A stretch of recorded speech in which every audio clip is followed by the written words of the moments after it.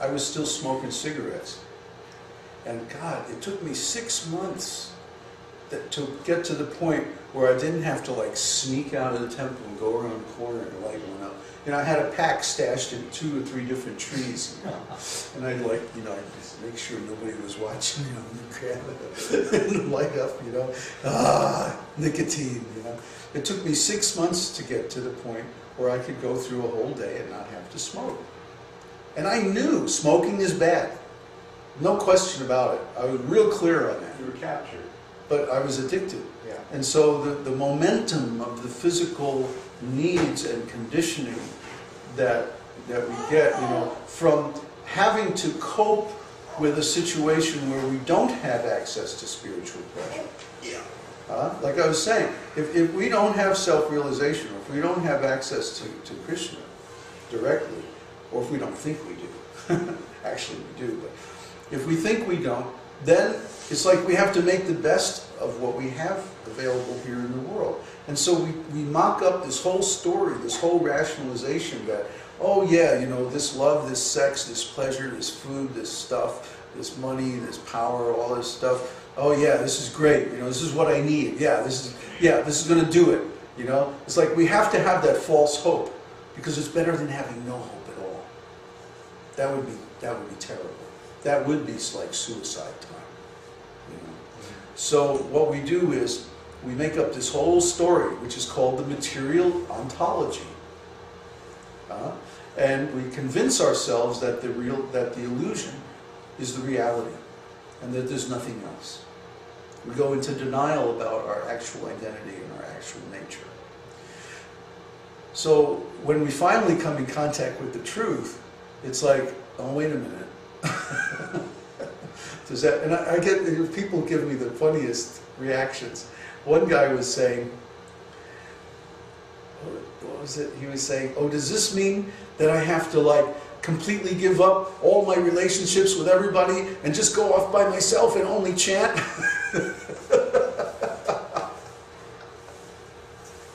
You know? And I was saying, no, come on. You know, there has to be a balance. Especially in the beginning, it's a gradual process. It's not like, you know, you just jump into some like ideal state where all of a sudden you don't need anybody. It means that we gradually purify ourselves to the point where we can concentrate on the holy name for long enough to actually realize it. And then after that, we may go out into the world and do various things, you know. Like it took me 30 years to get to the point where I could sit down and chant for 6 months straight and realize the holy name. And then after that, I went here and there and I did this and that. And I talked to all kinds of people and had all kinds of activities to try to share that knowledge. But there was no question that the center of my existence shifted at that point from the material world to the spiritual world. And everything up to that point was like just developing the preconditions so that could happen. And after that experience, after seeing Krishna, after Krishna revealed himself to me, it was like, there was no going back. You know, there's no way I'm ever going to forget that. No way that I could ever change or would even want to change the shift in the point of view from the material world to the spiritual world. The thing is, I know now for a fact that all of us are capable of making that shift. So when I speak about my view of the material world being like, you know, a bunch of worthless crap, it's because I have something better. It's not because I'm trying to sell you something. You know, it's because I'm trying to give you something. And the thing that I'm trying to give you is so wonderful. It's so valuable, it's so pure, it's so beautiful, that there's nothing in this world that can compare to it. So when I talk about these things, it sounds shocking in the beginning because it's like, well, wait a minute, what is he saying? Does it mean that everything I think is important or valuable or beautiful or pleasurable is just nothing? You know, and in the beginning it's like a shock.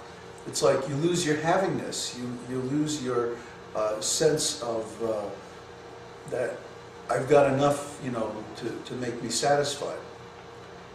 Because that's what we've been telling ourselves. That's a story we've been making up about this material existence. That, yeah, somehow I'm going to make it. I'm going to make that $1 million bucks. You know, I'm going to get that perfect relationship. I'm going to, somehow or other, you know, I'm going to make it. I'm going to find fulfillment and pleasure.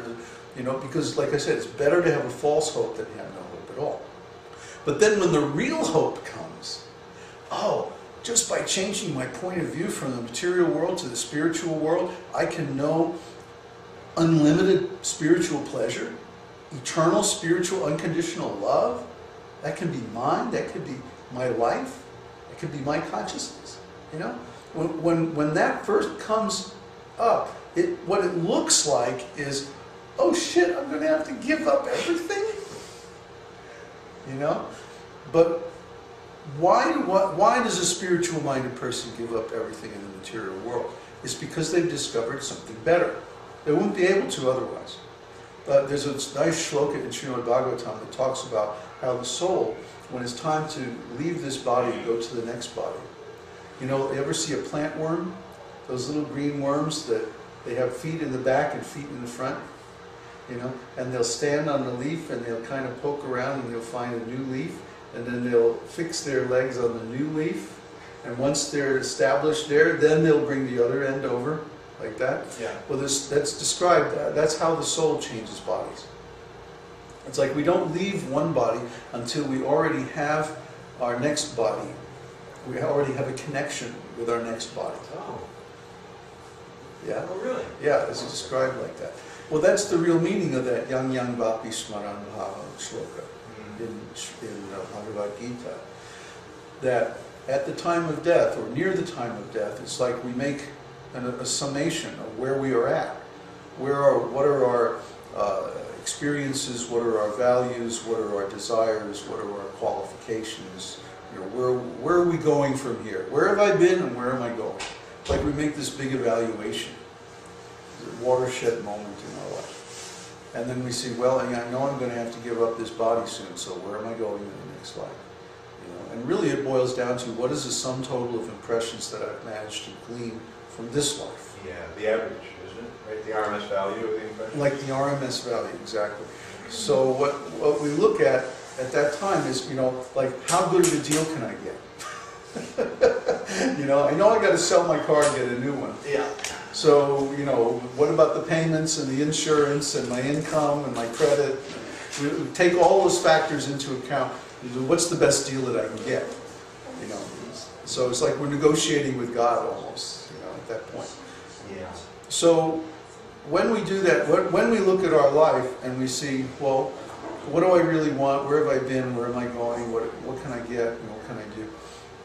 Once we have that connection with Krishna, it's like we can talk with Krishna, you know, like about what do I want to do with the rest of my eternity, you know, and we can get a situation from Krishna that we could actually stand to have for an eternity. So let's say that we had the ability to negotiate with Krishna. Any kind of situation, any kind of conditions for our existence in the future. But the caveat is, we would have to be in that condition for eternity. What would we ask for? And I want to tell you that you can have that. Krishna has the resources. Krishna has the ability to give you that. And the only catch is it has to be in relationship with Him. It has to serve His purposes somehow. Other than that, there's no limitation. Anything you want. How would it serve its purpose? Well, you have to understand Krishna. You have to know Krishna. You know, it's just like if I wanted to know, you know, how could I make a business, or how could I make an offer that would serve your purposes? I'd have to get to know you. Yeah. Wouldn't I? You'd have to reveal yourself to me. Right. You know, somehow or other. So Krishna has revealed Himself already in the scriptures. And if we engage in a personal dialogue with Him through the medium of the mantra, He will reveal Himself to us personally. We enter into a dialogue with Him. This is Paramatma realization. Yeah. You see, there's 3 stages. tat vidi pranipratena pariprashnena sevaya upadekshanti te jnanam jnanadas tattvadarshana. Now, the person who knows the truth can show us the truth if we approach him with inquiries and service. So the spiritual master does that, and he gives you the tools to approach Krishna. And Krishna is realized in 3 phases. The phases are Brahman, Paramatma, and Bhagavan. Brahman realization is when we realize, I'm not a material being, I'm a spiritual entity. Paramatma is when we realize the presence of God within our heart, and we open up this dialogue with him.